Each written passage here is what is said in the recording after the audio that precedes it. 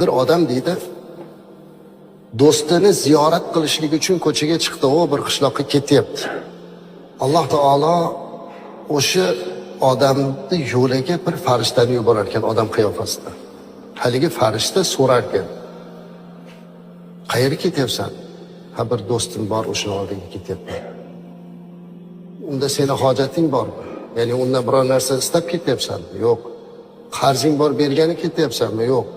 Undan biror narsa talab qilasanmi borsang? Yo'q. Nimaga ketyapsan? Men uni Alloh uchun yaxshi ko'raman. Ziyorat qilgani ketyapman.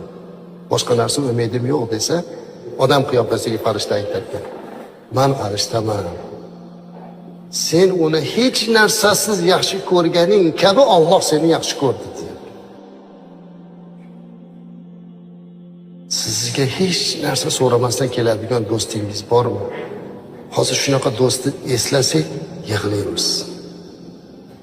Chunki hozir birortasi kelayotgan bo'lsa o'ylanadigan bo'lib qoldi, nima bo'lyapti, nima deyapti.